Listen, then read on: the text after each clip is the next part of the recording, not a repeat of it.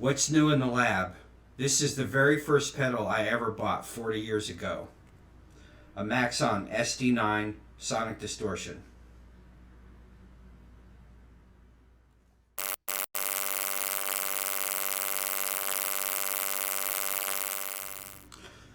This is me 40 years ago at 15 holding my first guitar.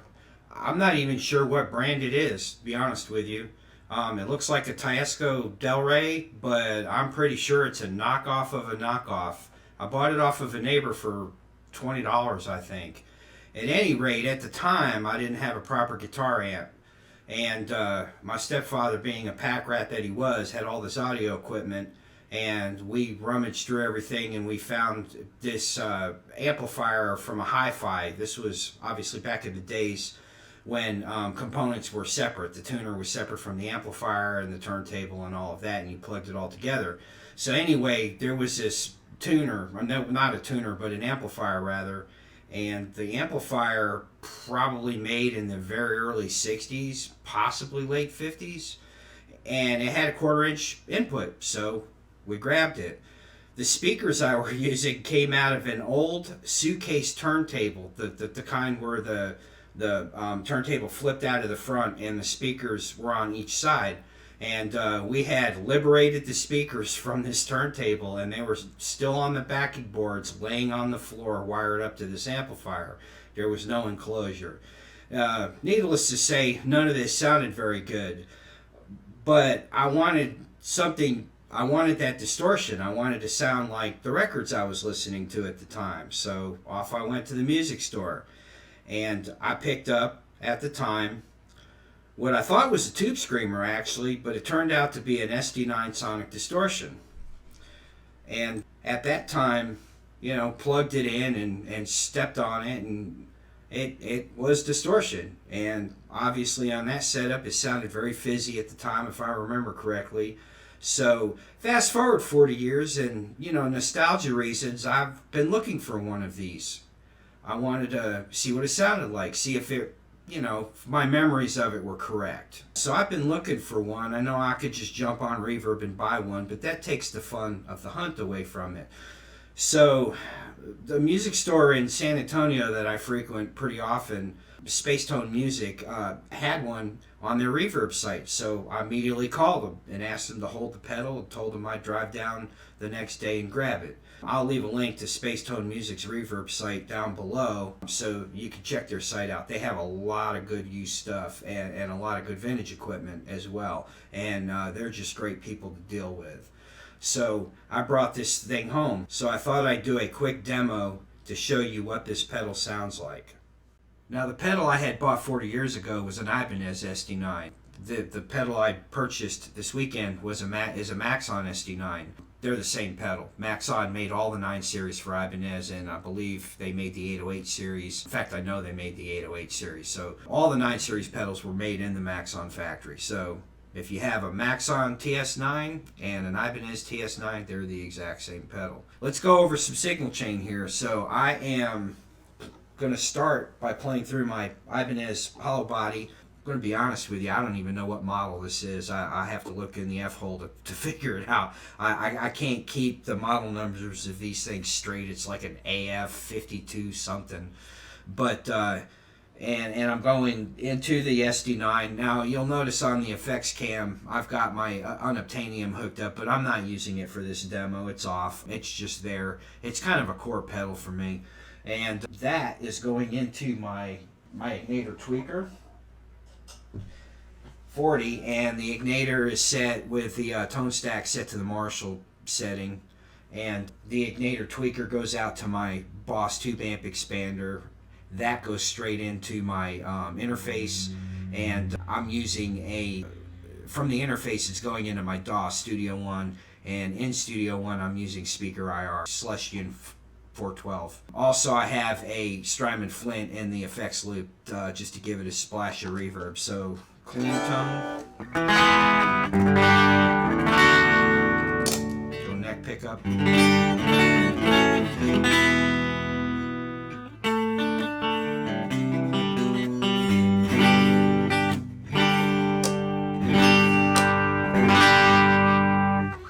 kick in a little bit of reverb here.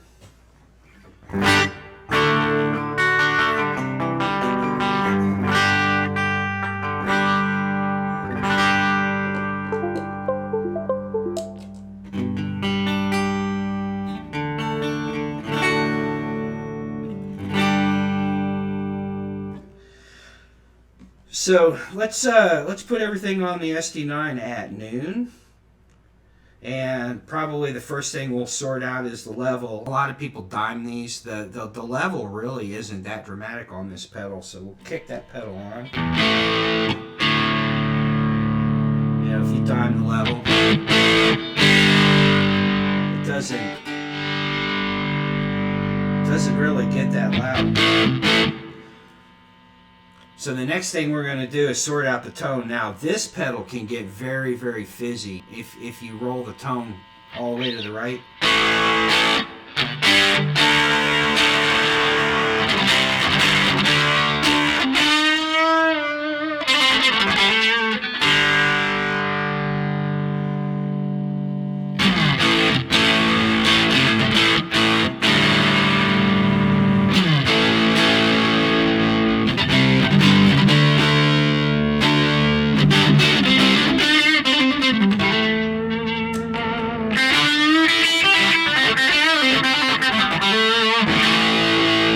Now, all of that, when it was rolled to the right, was on the neck pickup, and you can see how bright that is. Let's roll it back over. Now, if I roll that to my bridge pickup,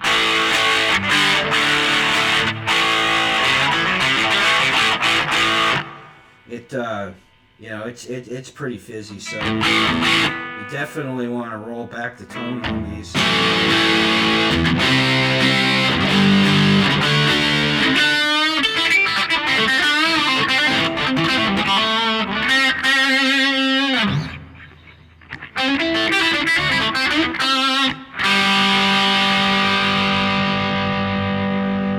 I generally like it somewhere right around there.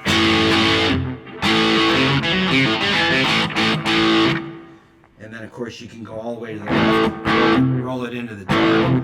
Some people I've seen online actually set it that way. They're playing Strat, brighter, you know, bridge pickup.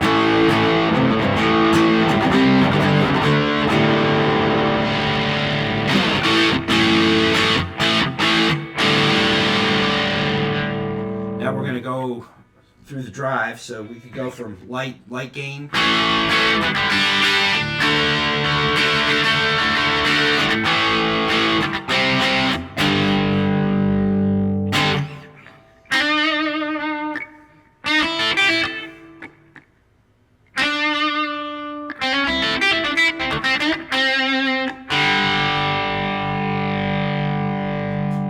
that at 9 o'clock.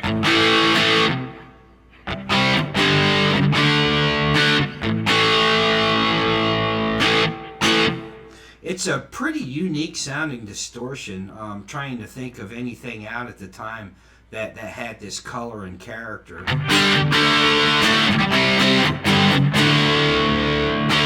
course, when I was 15 with this pedal, I had no clue what I was doing. And you know, when you're 15, you're diming everything because, you know, it's all about the sustain and the gain, I guess. Note articulation be damned. You just want it to be loud.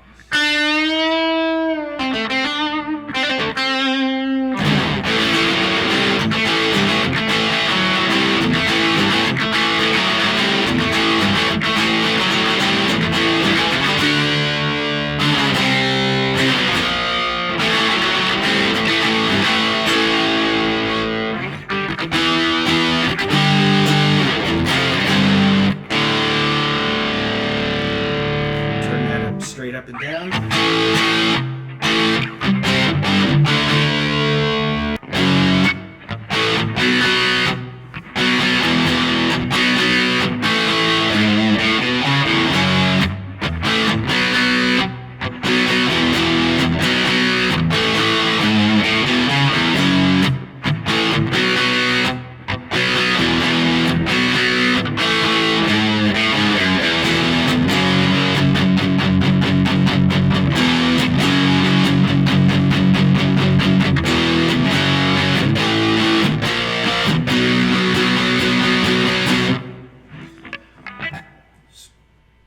Turn it to 3 o'clock.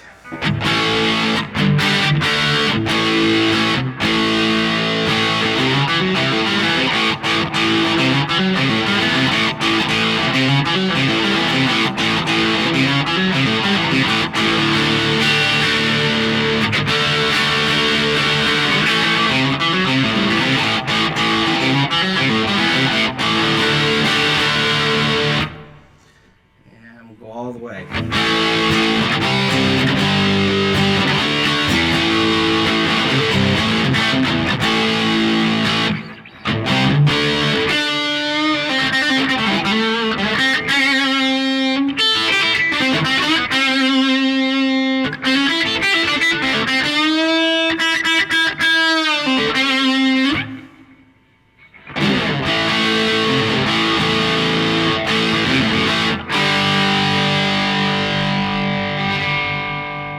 I generally like the gain to be 11 o'clock-ish.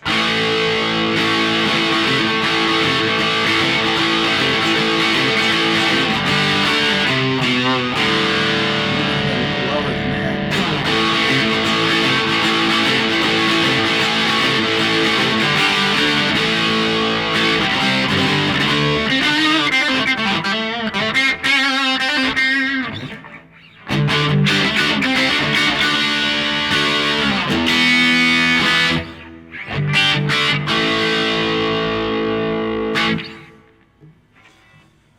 So let's see what it sounds like when we put tube screamer in front of it. See if we could tighten up that low end just a tad. This is the little brother to the tube screamer. The tube screamer of this series obviously overshadowed this pedal, and this pedal was not terribly popular at the time. So let me go grab a tube screamer real quick, and we'll be right back. Okay, we're back, and I have my Bonsai. I don't own a TS9, but I do have the Bonsai, and I have it in the TS9 setting, and we're basically going to apply this as a light overdrive boost type of thing. So, clean. Bonsai.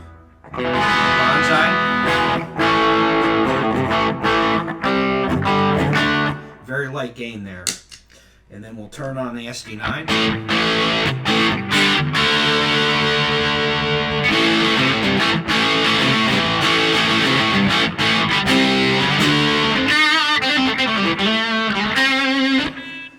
Now we'll kick in the TS9. And you can see how it kind of tightens that bottom end up.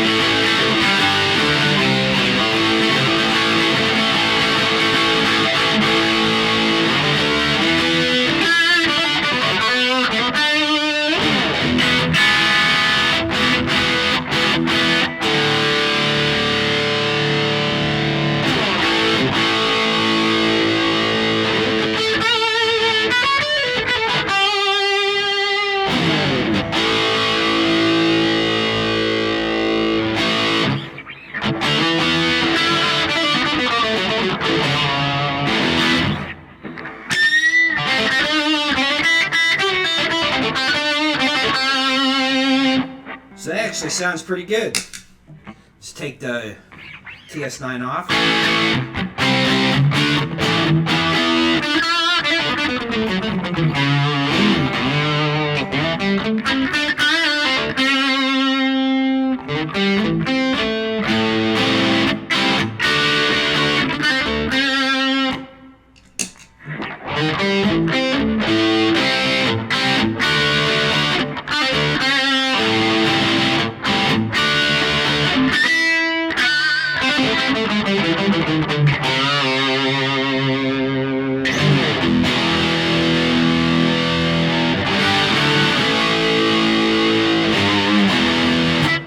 Let's try some single coils. Let me grab a Stratocaster real quick. I'm going to put this guitar up.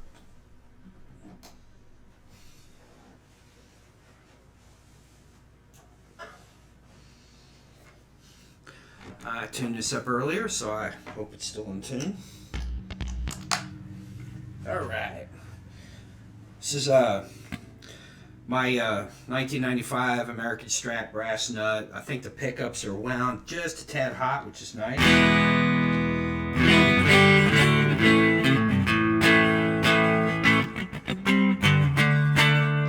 So that's with all the pedals off. So let's see how this SD9 fares with single coil.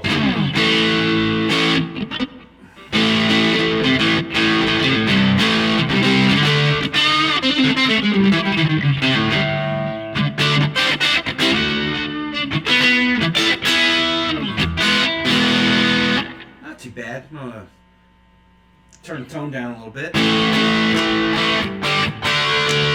So this is neck pickup. Let's turn the drive down and see if we can get kind of an inch of break up there.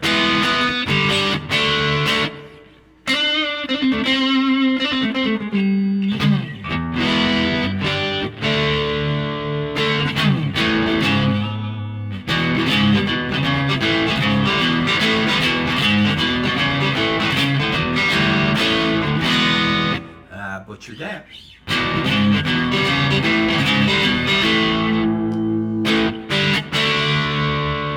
It's not a bad neck pickup tone for a distortion pedal. Let's go to position number 2.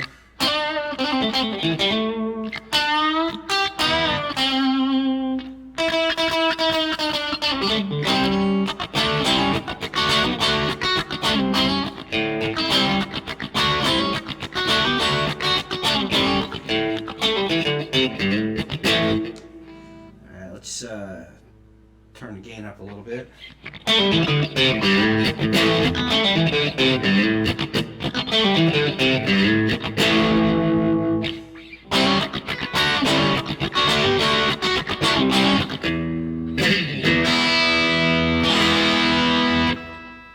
Go halfway on the gain.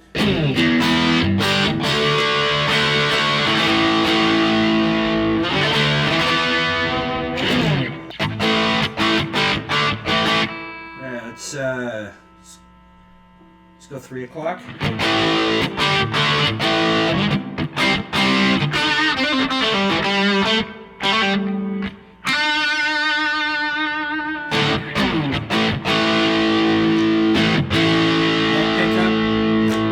Pickup.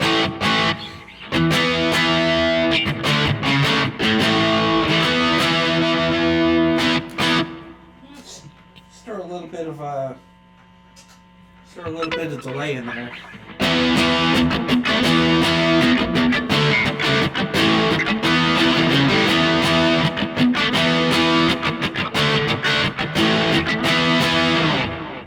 Not bad. Not bad at all. Let's crank the gain.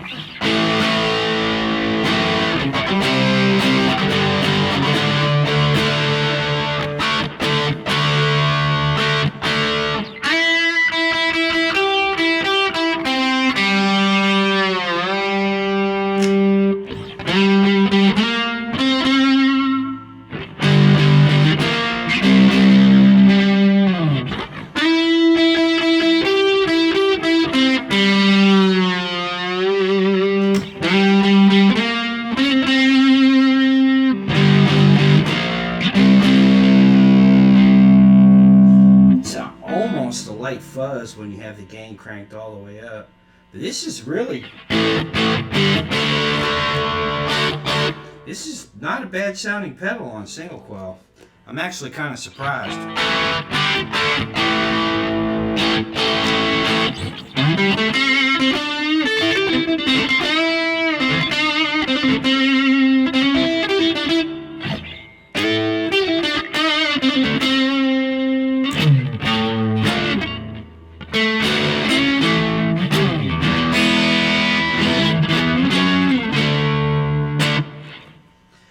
Alright, well, let's kick in the tube screamer just for grins.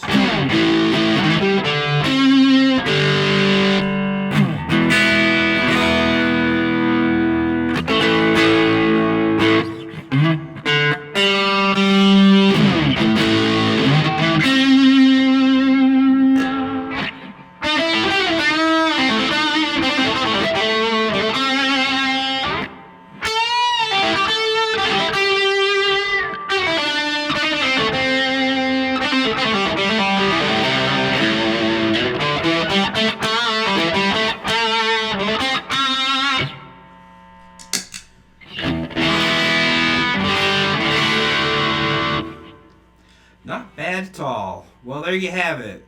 The Maxon SD-9, a pedal from my childhood.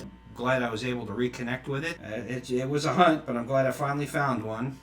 And I'll hopefully find some good uses for it. As always, I appreciate everybody watching. Please like and subscribe if you want to see more demos like this. I know my playing's sloppy, but the goal of this is to highlight the pedals and the tones, and honestly, to show you what this equipment sounds like in the hands of your average bedroom player. The pros, they know how to make everything sound really good because they're pros. They're in very expensive studios, and you know, they're like, well, let's see, I've got this pedal, I got a demo, let me fish out my 1964 Vox amp that I just happen to have laying around. You know, and 99% of the people out there watching these videos don't have this equipment. So I'm trying to kind of give you an idea of what this stuff sounds like, you know, in your average home studio. So hopefully that helps out a lot. Please comment below if you have any questions, or always good to hear constructive criticism. So again, thank you for watching, and we'll see you real soon.